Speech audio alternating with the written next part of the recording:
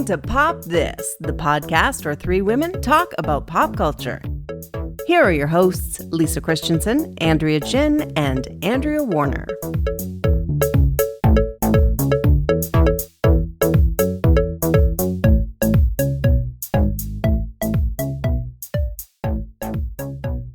Here we are. We've been away for a month, and we haven't checked in. It's weird. Summering. I'm not going to say I'm codependent with you. I'm just going to say that it's been a while since I've seen you, and I see you every week. Yeah, It's that is weird. I did think about that. I was like, oh, this is it's been a while. Like, I haven't made eye contact with them through a screen in so long. Yeah. It's beautiful. All right, so what did everyone do? One highlight. Ooh. I finished copy edits. Yay! For your next book. Yeah. Yeah. And then I have to do copy edits for the other next book. Yay! I don't know. Yay. That's fine. That's a future yay. Totally horrible to do them? Is it awful? You know, it's a lot of work sometimes, but I have very good editors, so it's actually been it's been pretty nice. Like, I didn't have to massively restructure anything. I didn't have to reinvent, my whole entire voice or anything. Like, it's been pretty chill. Nice. I procrastinated like hell though, because I'm good at that. Yeah. Wow. Yeah. It was summer. I don't blame you. It was summer, yeah. Who doesn't procrastinate? You're not supposed to be working hard in August. And yet, sorry, that was me. I literally spent a week, my vacation. I went away for the first week and then came home. And I'm not even joking when I say I did nothing. I would mark my mood in the morning to see what I felt like. And then I would binge some show compared to how I felt. And there was one day where I actually watched, and probably not an exaggeration, 10 episodes of Modern Family. I was like, whoa, it's raining. I need to feel cozy. I want a show that's not going to challenge me. I put on Modern Family, and I'm not regretting it. That's great. But is that the highlight? No, that was not a highlight. I just wanted to be clear because you skipped over the whole. I went away. It would be fine if it was. Yeah. I want to be clear. Yeah. Looking back, it was a pretty nice moment.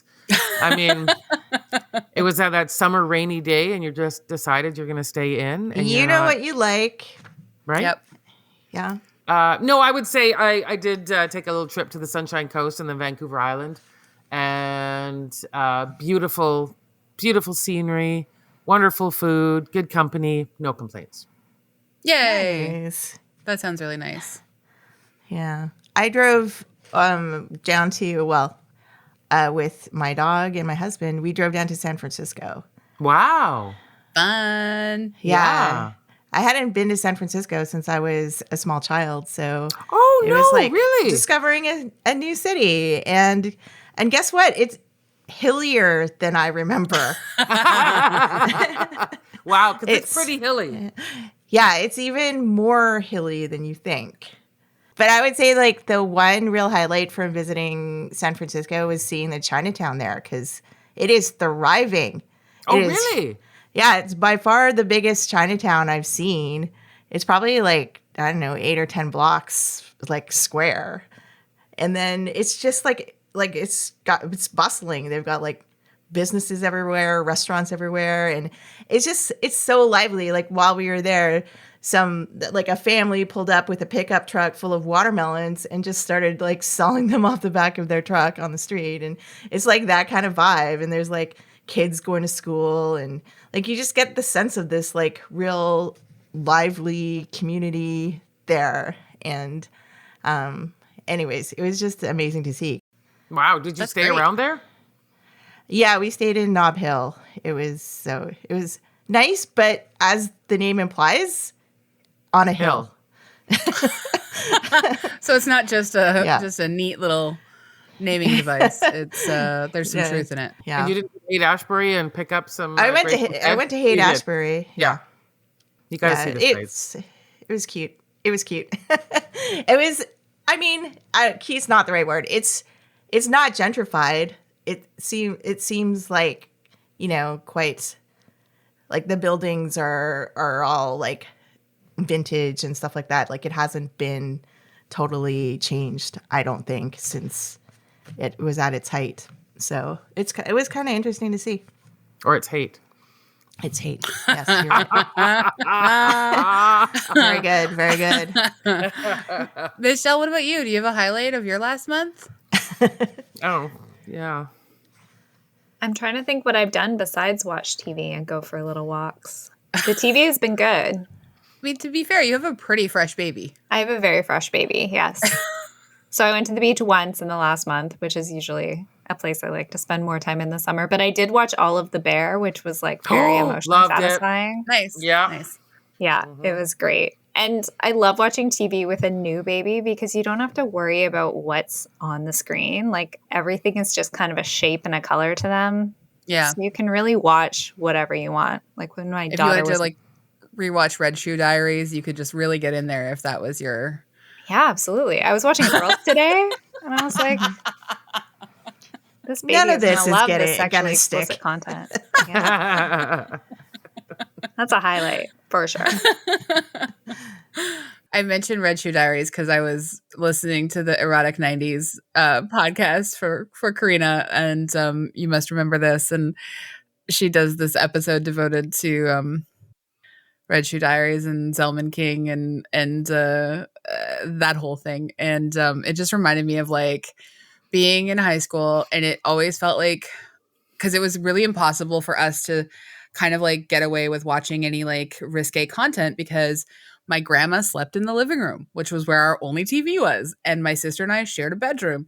And my dad had his bedroom, but he had to walk through our bedroom to get to his bedroom. We were all very close quarters, like a 2-bedroom apartment above a drugstore on Fraser Street. And so the only times we ever got away with like kind of anything was like if grandma and dad were like playing Scrabble in the kitchen and not paying attention to us or something. And then we could kind of like turn on Red Shoe Diaries, or if we were at someone else's house. But like it really felt like that was. I've never heard of Red Shoe Diaries. Oh my God, are you Really? kidding me? AG. Oh. Well. Go on I a mean, journey. Yeah. Go on a journey. Okay. Is that the one that David Duchovny did? Uh-huh, Or- yeah, okay. uh-huh, yeah. uh-huh. Yeah. And stuck with throughout like even while he was super famous on X-Files, he continued to film his like sort of narrator like guy that these women are writing their erotic stories to. And he continued like to travel to LA and film on the weekends and then come back to Vancouver to film X-Files. I feel like he's kind of dedicated to horny content like that. He is. I mean, I feel like that's and I feel like he's sort of like, I mean, we can have all kinds of discussions, I'm sure, about like sort of sexual addiction. But especially since he like sort of claimed that his sexual addiction is what caused him to cheat on Téa Leoni a number of years ago, it really puts in perspective like the horny content that he's done. Because I'm also listening this week to a re-release of a How Did This Get Made episode about this movie he did called The Secret from 2005 or 2007. Inspired by the book? No, that's the thing. It's like, it sounds like it should be, but it's not. Instead, it's about this man who his teenage daughter, played by Olivia Thirlby, and his wife, played by Lily Taylor. His wife and daughter like are kind of like in conflict, but he and his wife are like super like just into each other. Wife and daughter get into a car accident. Wife and daughter in the hospital. They hold hands. Wife dies, and allegedly her spirit enters the teenage daughter's body. And then it becomes this like really weird, screwed up kind of like playing up to the line of incest like the whole time. Anyway, completely bizarre and ridiculous movie that apparently is not that great, but also just vintage David Duchovny. Wow. That's a lot to take in. How did we get here? You're Yeah, how did we suggesting I get go. There's a recommendation to go on a deep dive into the Red Shoe Diaries. I just think like, Yeah, watch like the first season maybe just to understand like what like softcore 90s was all about, like if you want to. Mm-hmm. Maybe one episode. Or maybe the trailer. I think do a couple just to really give yourself that sort of like 90s pastiche of like, oh, now I understand, like, because he ended up inspiring apparently Stanley Kubrick's Eyes Wide Shut, Zalman King's Red Shoe Diaries, and the way that he filmed it apparently inspired. Also, get this for fun facts. Zalman King's daughter ended up writing and producing Red Shoe Diaries as well. It became a family empire. Oh my gosh. It feels like you could do a Red Shoe Diaries podcast. Yeah. Are you trying to suggest something to us here? I didn't know that's what I was suggesting, but now I am, because or at least I'm agreeing with AG, because I think that would be incredible. It's 5 seasons, certain number of episodes. I think it's doable. There's still 2 weeks left of summer to make launching the Red Shoe Diaries podcast your highlight of summer. Yeah, there you go. Yeah, it's not over yet.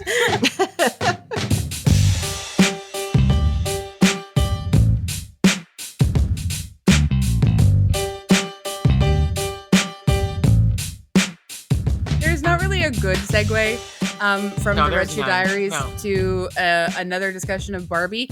And yet, they're not unrelated, guys.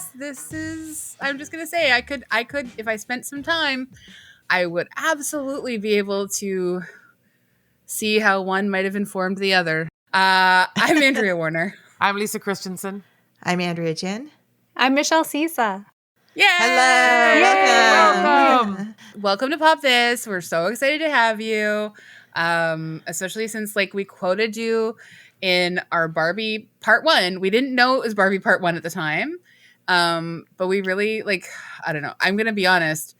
I really, really wanted to do a Barbie Part 2, so I'm glad that we're doing it, because I just... And in the Pop This universe, Michelle is our Barbie expert. I've been thinking too much about Barbie. It's true. Yeah. But it took me a long time to see it, because it took me a while to work up the nerve, I guess, to take my baby to a movie theater. Yeah, that's very reasonable. Again, super fresh baby. Yeah. In a way, the best time to take them to a movie theater. I just had to put those little baby earmuffs on. Sleep all the way through. Yeah. He slept almost all the way through, and then during the Matchbox 20 sing along, he woke up and took a big dump. So I think that makes him an ally. I think that does. Yeah. Oh my God. That's the most beautiful detail I've heard yet as to people's experiences watching Barbie. That's Born to be a music critic, I guess. Yeah, there you go. Yeah, I'm really on this kid's side already. I was already, going to root for him because I root for children, but no, extra now. That's good timing. What a statement. What a statement. Timing. Yeah, I'm going to read your bio. Ooh. Oh, let's do this. Because you know what? Honestly, normally we would read the background and synopsis of Barbie and stuff like that, but we did that in part 1. And who doesn't know that? Know it. And I honestly didn't change anything. $1 billion, everyone's seen it by now. Everyone who wants to see it has seen it. Other people, whatever. So I'm just going to go right to Michelle's bio, and then we're going to get right to doing what we have to do. Michelle Cyca is a writer and editor living in Vancouver. She's currently the editor of Indigenous-led Conservation for the Narwhal and a contributing writer to The Walrus. Michelle also writes features and essays for Maclean's, The Globe and Mail, The Tyee, Chatelaine, and whoever else will let her write about books, roller skating, Indigenous rights, or snack foods. What a beautiful list of interests. She is on, quote, maternity leave with her new baby, but since she's a freelancer, that concept is largely meaningless. You can find her on Twitter and Instagram at Michelle Cyca, Cyca. Yay, welcome. Yay! So excited to have you. I'm very excited to be here. There's a special kind of torture in listening to your own bio that you've written yourself be read aloud. It's like listening to your voicemail recording. Yeah. Yep. I don't know why it's embarrassing, but it is. No, I completely understand. I mean, unless you're like, I think it's embarrassing for almost everyone, unless like you've got some sort of like high narcissist vibes, and then you're just like, wow, listen to what I've done. Yeah, that's a list of Incredible. accomplishments. Look at me go. I will say AG asked me for a 200 to 250 word bio in the email that I received. I was like, that would be really long.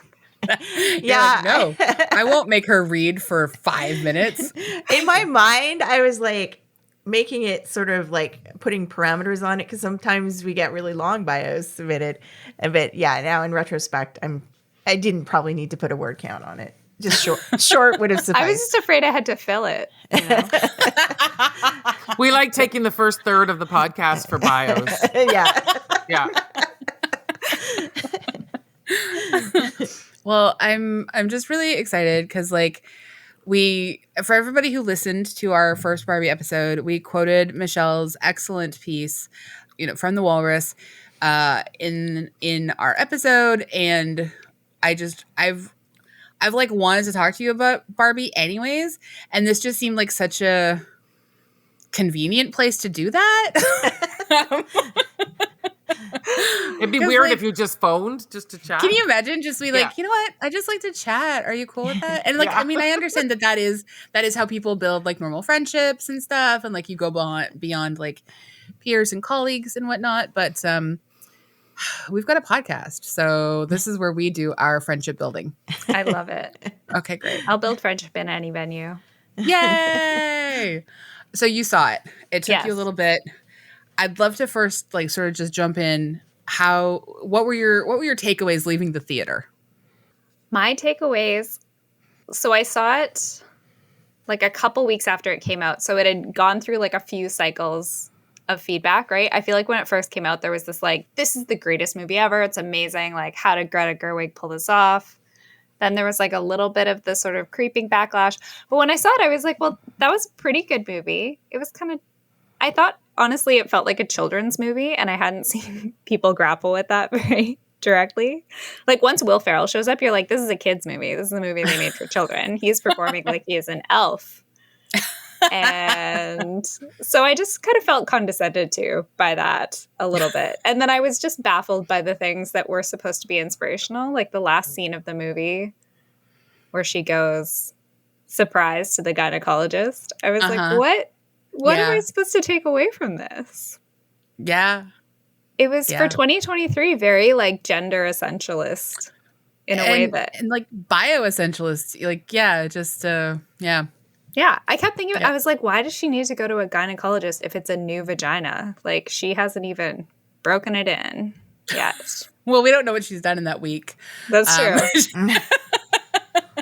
Apparently that was sort of meant to be, and apparently did cause a bit of like scandalous backlash from people who are like, how dare this movie say the word gynecologist? Okay. Like, wow. apparently, like, and not in the way that you are talking about or the way that I was thinking of. Like, and I was just like, this is, God, why? Like, this is just for the joke. Like, it's not that good a joke. Like, Yeah. it could have, like, there are so many other ways that this could have ended. She could have like showed up to her new job as the CEO of Lived Experience Barbie, or whatever. Like, just and instead they went for the gynecologist joke, and I feel like that's just. Did you think it was a joke? See, I didn't. I felt that it was a nod to saying new Barbie takes responsibility for her reproductive health, that she was going to get birth control. That's how I saw it. This is what some of the like why people were like mad about it. Yeah, I know. That's what I thought. Yeah, she's coming into her own. This is a whole new vagina to break in. Okay, so she's going to be responsible to take care of herself on this new journey. That's how I saw it. Yeah, I mean, I don't know precisely what they were going for. I thought that they were going for sort of like the joke of it, but then I think like because you think she's going to a who were job. so mad at it for being that's the bait and switch. Woke, are like, how dare this person concern themselves with a gynecologist and any kind of like reproductive health or women's health. Mm-hmm. Would have been a So- fun joke if the gynecologist was Ken and he finally got to be a doctor. They both could have had their dreams fulfilled. So, A-Dubs, you saw this movie for the second time. I went back for a second time. What Because were your feelings different upon the second viewing? Or Yeah, I was like,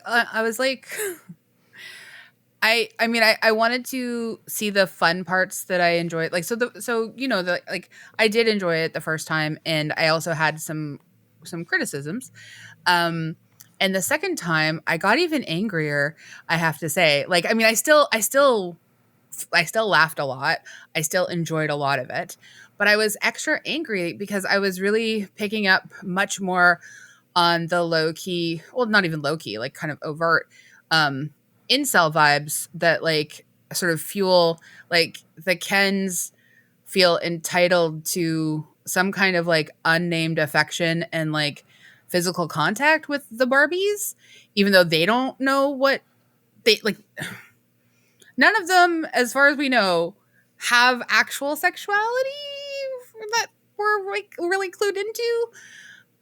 They make a lot of jokes about like, he's like, maybe I could spend the night, and she's like, to do what? And he, and they make these jokes early on, but like ultimately what it comes down to is like his like incel insurrectionist sabotage of Barbie land is like, she doesn't want to kiss him or hang out with him or make time for him, and she friend zones him, and like that's sort of like, and it's just like so much more, it's just even so much more grossly evident the second time that I watched it. And like the thing that bothered me so much the first time is even more egregious the second time, is when Barbie has to apologize to him at the end, and like, or like she's scripted by Greta and Noah to apologize to him at the end, and he never apologizes for what he has done. He has like his sort of extreme reaction, which is totally to subjugate every single Barbie and brainwash them and like make them all in service of the Kens, and like it's violent, like what he does. It's all just washed away because like he gets to have the fun line about how he just like once he found out horses weren't involved, he wasn't actually that interested. But like he manages to do a lot of stuff for someone who's just like, I knew there were no horses from the beginning, Anyway, I am going to be forever mad at this movie that Barbie apologizes to Ken, and Ken never has to apologize for anything. And that is, I understand that is like a function of the patriarchy, but that's not the way to confront it. Like there are so many, I've heard from so many people that, well, not me personally, from so many people. I've heard from a few people that like the parents that they saw it with or like whatever were kind of mad because like the Kens don't get treated well, and that it's too mean to men, that this movie is too mean to men. And like, I don't know. I mean, yeah, I've read that too. And yeah, I don't think I have enough words, or what, I don't know what words to string together to even offer up a rebuttal. But I actually came out thinking it was a little bit mean to men. Like, not mean like that Barbie doesn't want to have a relationship with Ken. I think it's very silly that that's a point she apologizes for. It is like, I'll make more time for you. But really, they are second-class citizens in Barbie land. They don't get to have jobs. They don't get representation on the Supreme Court. And I think it's interesting that, like, the idea of a feminist utopia where men are, like, these totally sort of subjugated members of society is conceived of as the feminist utopia. And then the male version of that is, like, women are actively subjugated and, like, subservient to them as opposed to just kind of ignored and sidelined. Neither felt great to me. That's a good point. Yeah, actually. that's fair. Yeah. it's a fair point. I don't think it's either is great, but I mean, the Kens were allowed to like, the Kens had their own lives. Like the Kens were allowed to do all the things. It's just Barbie wasn't front and center in front of Barbie. Like people were like, well, where does Ken live? And Barbie's like, I actually don't know. Like it's, I get, they don't have representation on the Supreme Court. But I mean, Ken's job gets to be beach. Yeah. You know, I like, guess I it just mean- felt like Ken was living like his version of the feminine mystique, where it's like, is it great to be basically a housewife where like you don't have to worry your pretty little head? I don't know. I think this is the problem of trying to make a movie that's like structured on like dolls and the foundation of a doll world into a feminist statement, because I came away being like, I don't know what this movie wants us to think about men. Like, is it that their fundamental nature is to suppress women and you have to trick them out of that and then make sure they don't have like any legal standing to like reintroduce that threat? Yeah, I honestly, Is I it do that not like men are know. dumb and women are supposed to take care of them and like tell them when they're wrong? Like, I don't know. Is it that women are just supposed to like constantly be expected to like do labor to take? Yeah, like I Felt like an I kind of- empowering beer commercial where there's like a dumb dad on the couch, but like his wife is laughing because she loves him. That's the vibe I got from a lot of this right? movie. Like a Simpsons kind of feel. Yes. Even Mhm. the like throwaway joke about like America Ferrera's husband is just this like doofus on Duolingo who doesn't notice that they're gone. Yep. You're like, does this movie think all men are stupid? I think that was But kind of Noah a joke in there. Baumbach co-wrote this. Yeah. Oh, So yeah, we no, I might mean- want to ask him that. I would love to ask him. Yeah. I would love to ask Greta Gerwig. I want to ask both of them. I just like what are you doing here? Like I don't know, cuz I just cannot.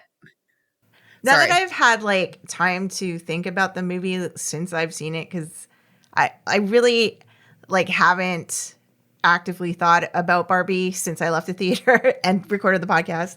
But when I found out we were doing the second episode, I started thinking about it again. And I think that's like, I don't understand. Like at the beginning of at the beginning of Barbie, it's like Barbie is everything, Ken is nothing. That is the premise upon which we went into this movie. And to me, as someone who just watched it once, who's a casual viewer, who's not invested in Barbie, I came away from it now a month later. Like they have made Ken into everything. Like he's the only memorable thing about this movie now a month later. I don't remember anything about what Barbie did. It's all about like the Ken story. And it's like, is that what this movie was supposed to do?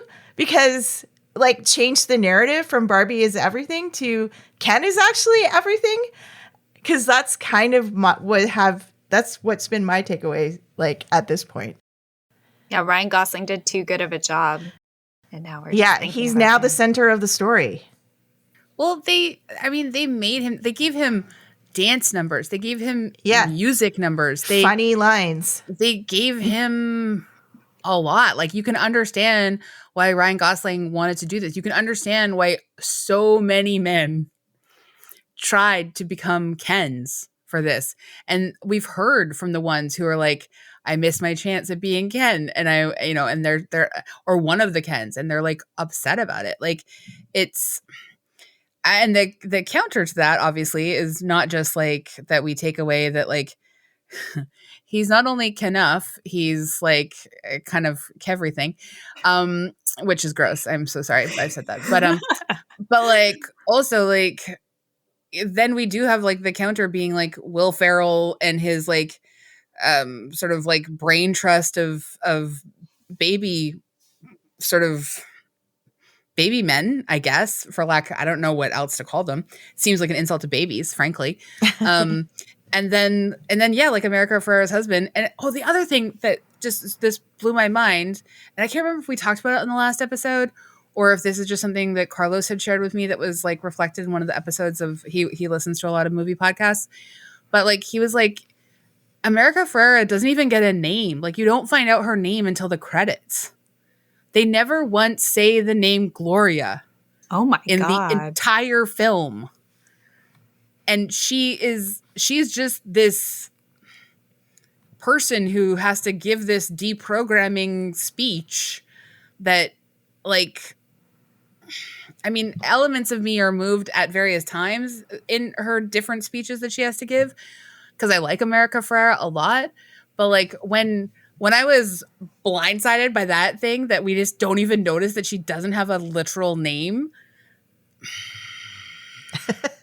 What is this movie? I feel like, I mean, they could have made a movie that was just about Barbies and Barbie Land and not had men in it. They didn't have to put Ken in it. But then they put him in there, and it was like, they really felt it like it had to be more of a like balanced storyline. Yes. But I can't figure out if the movie has like, if it wants us to come away with any kind of favorable idea about like heterosexuality or like the potential of men in society. It kind of actually sort of speaks to how I felt about Ken in general, having a Ken doll. Like, why? Why did I have a Ken doll? Like, he didn't really participate in many of the great things that I wanted to do with Barbie. There wasn't any reason, but I don't even know if I had a Ken doll. I think my friend did. I don't remember. I mean, I would be hard pressed if you asked a bunch of girls, did they ever ask for a Ken doll? No. But also, like, it would have been so easy to make all of these other Barbies that they created more of the story. Yeah. Yeah. I was very interested in the class politics in Barbie also. Yes. Because at the beginning of the movie, Margot Robbie's like saying good morning to everybody. She's like waving at the other Barbies. And there's a Barbie who's like delivering packages. Yep. So I was like, there's like a working class, like there's a, you know, not everyone is president or a Pulitzer Prize winner. Like some people are delivering mail. But does Margot Robbie not hang out with them? Is there like a real class hierarchy in Barbie Land where they don't get to go to her fun mansion? What Great about question. Gruntwork Barbie? Mm-hmm. Yeah, there's well, and we know that there's construction Barbies, and we know that like every job is Barbie, but like you're right in terms of the people, the Barbies that we hear from that have actual literal voices are all very like high like performance job Barbies, like president, Pulitzer Prize winner, lawyer Barbie, who Dr. like, Barbie. Yeah, it Dr. felt like a very kind of lean in style feminism where it's like empowerment is having a prestigious job, you know, like the individualist nature of female empowerment and success as opposed to a kind of collectivist vision of that. Yeah. Which is like, I mean, I get that. I feel like they were playing off the thing of like you could buy a Barbie and she would have a career and the career would be aspirational. But again, it's like the careers that you just bought a Barbie with an outfit and the outfit represented whether she was like a veterinarian or something. Yeah. Like the outfits were, it was just accessories as careers. And so I don't know. That felt, I was a little saddened by that. I was like, she can't have one friend who's like vet tech Barbie or like a Barbie who does an important job that's not glamorous. But no. Ultimately, it's an odd film because I don't know why it exists. To sell Barbies. You know what I mean? Yeah, exactly. I'm happy to see it, and I thought one of my initial takeaways was just that it was nice to have something I enjoyed as a young girl and played with, not maligned constantly. Kind of a part of maybe America Ferrera's speech there is that, you know, as a woman, as a girl, everything you do is wrong. Everything you play with is wrong, all of those things. And playing with Barbies was almost like, you know, as an adult, it's very subversive to say, yeah, my mom let me play with Barbies. Oh, your mom didn't obviously care about your development. I mean, that's sort of the takeaway sometimes, the discussion about Barbies. I mean, Greta Gerwig herself said she wasn't allowed to play with Barbies.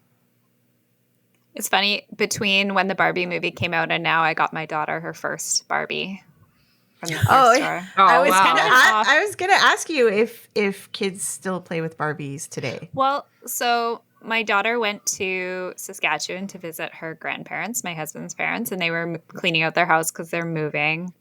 And so my mother-in-law found these old Barbies and let my daughter play with them, and she loved them. She's very interested in like princesses and girly things right now. She's at that stage. So she came home and like had this awareness of what Barbie is. And then at her daycare, I think some of the teachers were talking about seeing the Barbie movie. So she came home one day and she was like, Mommy, did you know there's a movie about Barbie? And I was like, how do you know there's a movie about Barbie? Yeah. Is it on Twitter? So she's really interested in it, but all she wants to do is like brush their hair and dress them up. Yeah. Yeah. Well, yeah. Pretty much what she does with all her toys Yeah. at this point. But I really loved brushing Barbie's hair. I remember I did have like several Barbies, and I think I had one Ken, but I also had because I was really obsessed with like Gem too.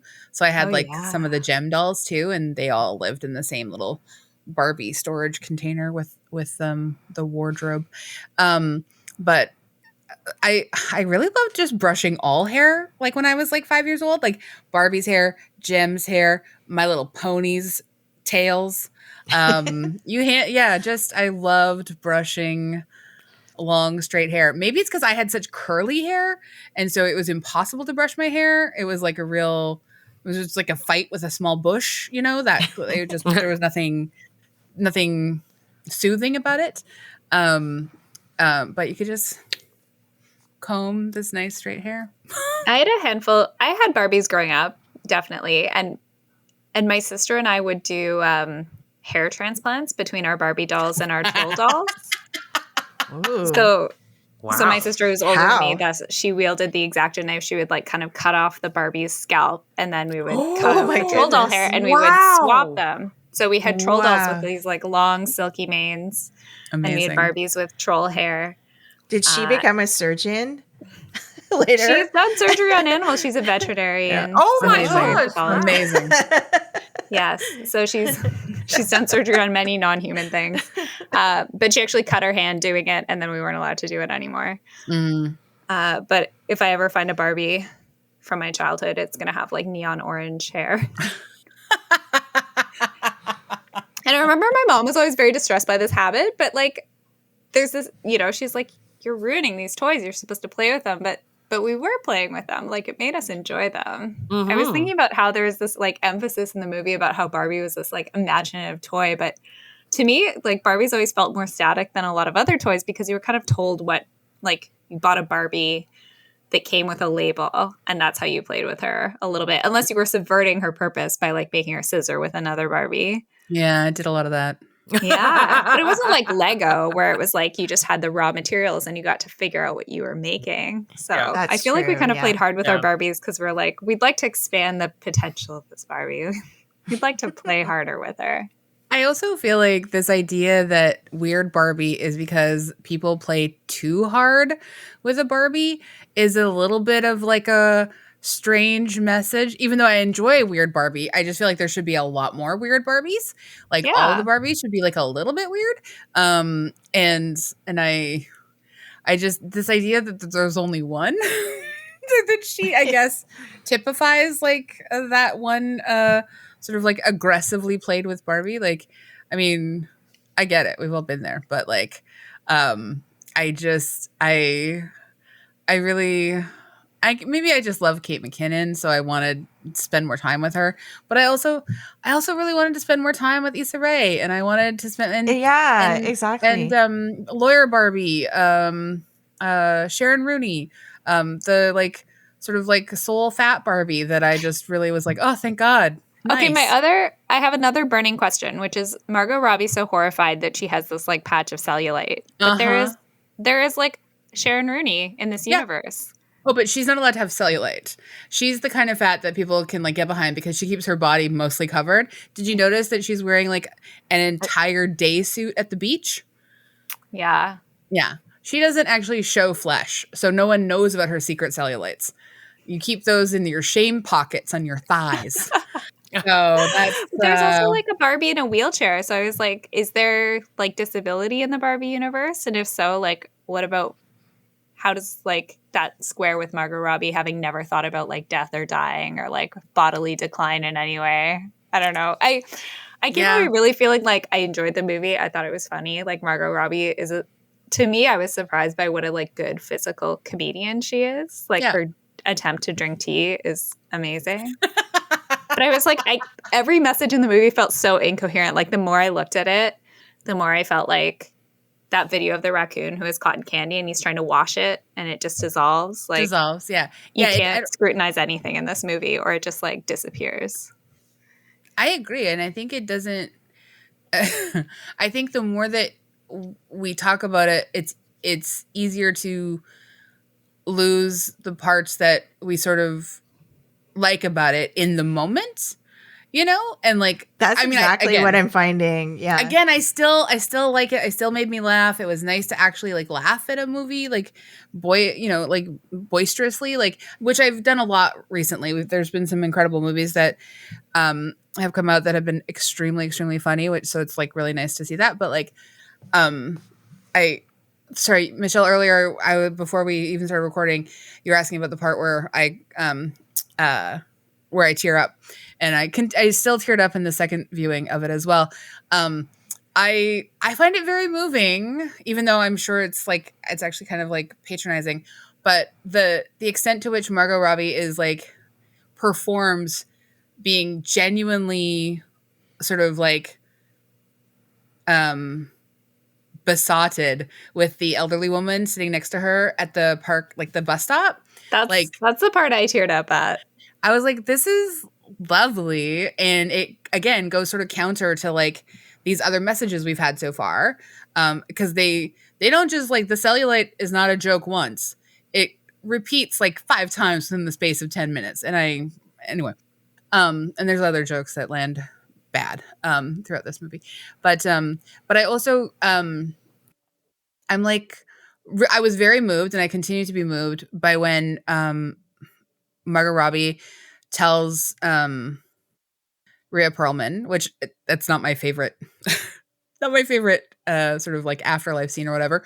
But when she says that she wants to, she's no longer content being an idea, she wants to be sort of a person who makes ideas or creates her own ideas or whatever it is that she says. I'm forgetting it right now.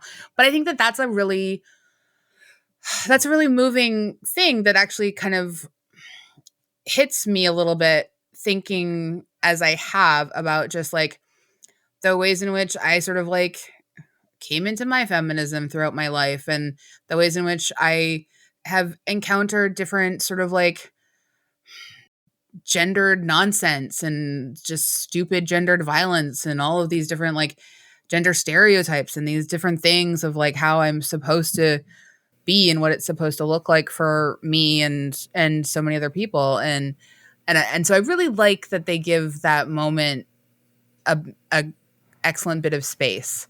The fact that it's buttressed up against, I believe the quote is, our mothers walk so our And children. Yeah, that was a weird one. Mothers stand still so their daughters can see how far they've come. Something to that effect. Yeah. I feel like seeing this movie in like the really raw state of having recently given birth, I was like, this movie has a really bleak view of motherhood. And I realized like it's drawing on the fact that oh my gosh, what is Gloria? America Ferrera? No. Rhea Perlman is playing. Rhea Perlman, yes. Oh, Ruth Handler. Like Ruth Handler kind of famously said, like, being a mom is sort of a drag, and she didn't want Barbie to be a mother. And I get that inheritance is in the movie. But I was also like, yeah, like America Ferrera doesn't get a name. Yeah. I don't know. Or that it's only important for women to feel empowered until they become mothers. Yes. And sorry, that is so bleak. I know, it was really sad. I was like, is the idea your life is over when you become a mother, and then you're just like hoping things magically get better for the next generation of girls? I don't know. But there was a real mother-daughter bonding by the end. Oh yeah. Which I loved. I wanted the backstory and why Sasha was such a like mean teen. Like when they introduce her and they're like, ooh, Sasha, she's scary. Yeah. Why? What's her primal wound? But we never get to see it, which is fine. Yeah. Some teens are just scary, and that's cool. I would have enjoyed a little bit more time with Sasha and Gloria, and even just like Sasha at the end, like her own personal, like she has such good points, and they have such inherent value. And I don't want to see her give up on her criticisms of Barbie as a capitalist, just sort of, environment ruining entity. Like, I'm pleased that the character gets to say that, but I feel like it's a Mattel movie. So that's why she abandons all of her criticism and it's framed as mean. Whereas, I don't know. It's really cruel like to bully a corporation. Yeah, Corporations are our friends. They make us beautiful things to buy.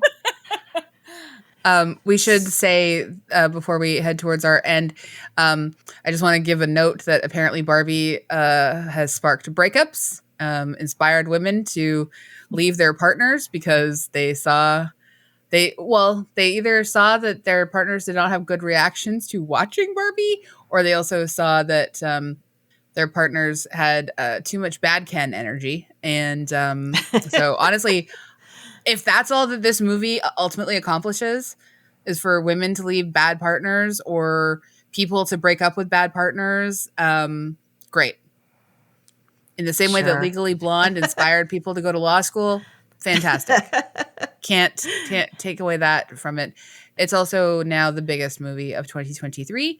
It really is kind of a case study for like what you can do with $100 million marketing campaign. Yeah. I think because there was such saturation and hype. Oh, yeah. And that did, like, I think that's a big part of it. It's a good movie, but there's lots of good movies that don't get that kind of push where it's like made into a cultural event. Well, and it was made into a cultural event without telling, like, it never once said to its audience at all, which makes sense, but sometimes they do this, like, that Barbie is dumb. Like, this is not, like, it never, I don't think, like, you know, it never sort of, like, actively tried to sort of, there was no counter swing where it was like, we're going to only market this to one type of, like, female. Yeah, but also, know, in a way that like marketing does that kind of thing. Like they relied on their strong visuals, they relied on the cross appeal, they relied on Ken and Barbie as like these two iconic, like, you know, sort of cult figures in toys. I kind of felt it was like the marketing was too good. I resent that. I don't like marketers who have a like blank check to do whatever, who are really good at it marketing to me because I don't want to hear it. I know you're good. I know you're going to reach all of like 99% of the culture with this. And I don't need it. But it's a great movie for marketers because in many ways it can be reduced to images. Like it looks so good. The sets were so good. Like the details of the movie are so good. So it translates very well to like online marketing campaigns because you can get a lot of the sentiment just through like the imagery. And then of course like all the celebrities that were in the movie. Oh yeah. Promoting it as well. Also a lot more fun than Oppenheimer. For sure. Like, I mean, that was sort of like what works really well. Marketing. Programmed against Oppenheimer is genius. And like the Barbenheimer crossovers. Yeah, for sure. For sure. I think. Like the hot pink versus the like black and white sort of is just a beautiful visual contrast. I also think like Greta for Barbie has really helped establish kind of in the way that like, you know, Wes Anderson has such a very specific aesthetic. This Barbie film has such a good look to it. And it really is great flawless. At aesthetics. Yeah. Like, Lady Bird is a perfect like 2003 period piece, which is hard because you think that would be indistinct since it's so recent. And yet like that's also a movie with very pitch perfect aesthetic details and music cues. Yeah. In Lady Bird, there's like such a good repeated use of Crash Into Me by Dave Matthews Band. I forgot about that. So it feels like a real like kind of artistic predecessor to the Matchbox 20 needle drops in Barbie. Like, and the way they used Prodigy and Little Women, it was so good. Yeah. Prodigy and Little Women. So incredible. Do we for the three of us that already talked about this and gave it a pop, has anyone's mind changed about their pop at the end of the last episode? No, I think it still pops for me. I think it still pops, yeah. I'm taking away my half pop. It doesn't pop. Wow. No pops. No pops for you at all? Zero. Wow. Because you know what? It's been so long now that I've forgotten what I laughed at I'd forgotten whatever moved me. All I can think of is being angry that Ken is like the center of this movie. And so Okay. Gee, wow. I'm minusing my pop. Okay. I love it. Michelle, it's up to you. Oh no. I mean, I don't want to be a hater, but it doesn't pop for me. It's a great looking movie. It's a great performance, but it feels like cotton candy. There's just like no substance. Fair enough. And I will say, it certainly does not hold up to scrutiny. But I am pleased with how mad it has made me and how it has fortified me to just continue to rail against this apology for the rest of my life. Mm-hmm. Even with your extremely like solid point and like counterpoint, Michelle, like I take that in, and I think that's something to reflect on for sure. Oh, but I don't think those are in conflict. Like I not agree, at all. Totally. Like I just think I think that the movie was like just did not know what it thought of men, and by the end was like let's be kinder to these poor dummies who like need women to shape and mold them into decent people because their natural instincts are hostile and cruel. I mean, I really wish that I thought that Noah Baumbach ever reflected upon himself like that, but I don't think he does. I think he does from his other films seem like a man who spent a lot of time in therapy, so maybe he'll talk this one through.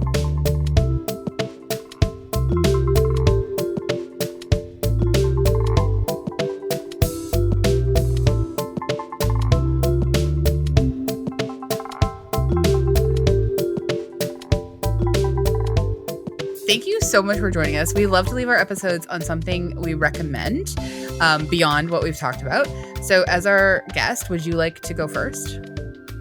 Yes. I mean, we were talking before the show about my deep love of Reservation Dogs, but I think I'm going to give out a very digestible little recommendation, which is Katie Weaver's New York Times story about searching for Tom Cruise in England, where he supposedly lives, which is just like the funniest piece of celebrity journalism that I've read maybe ever. She's like a genius of the form, but it's so funny. She basically takes as her premise that Tom Cruise never does media or press. He doesn't give interviews. He hasn't really done it since jumping on Oprah's couch and then getting divorced from Katie Holmes. Sure, so she's like goes on this trip to try and find him and learn like one new thing about him to add to the like cultural knowledge of Tom Cruise. And it's incredible. Awesome. A very fun read. That's really great. And where is it that we can read it? New York Times, okay. I think. Let me confirm that. If you Google Katie Weaver, Tom Cruise, you'll find it. Richly rewarded. We'll link to it in the show notes. Don't worry.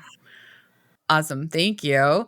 Lisa, what about you? What do you want to recommend? Well, I don't know if I'm necessarily recommending this as suggesting that if you are like me and have spent the last year or so just noticing how I couldn't avoid Colleen Hoover books. It was like all over Instagram, all over TikTok. Every time I went in a bookstore, there would be some large display. Very happy for Colleen Hoover and the amount of books she's been able to sell. But I thought I finally need to get in and figure it out. So I read one of her books called Verity.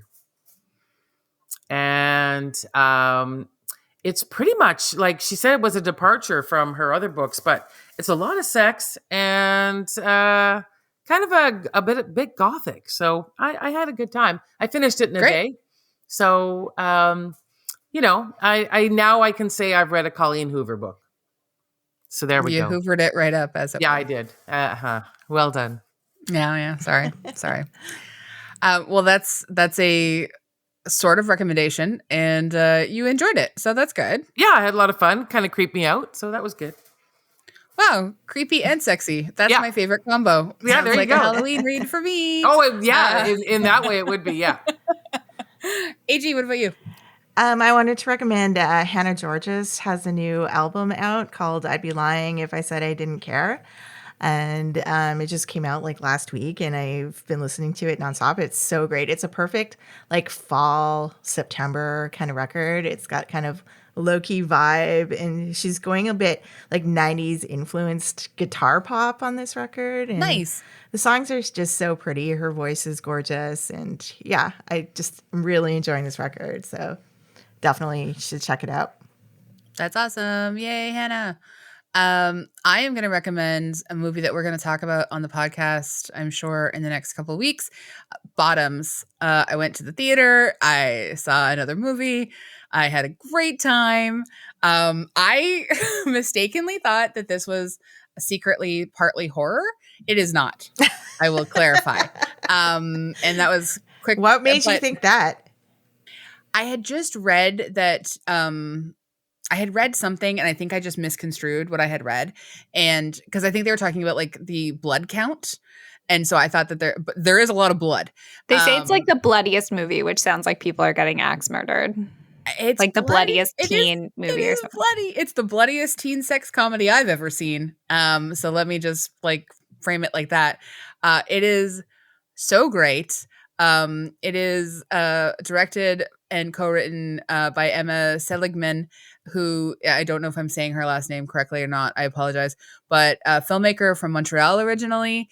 I love this movie. It is so funny.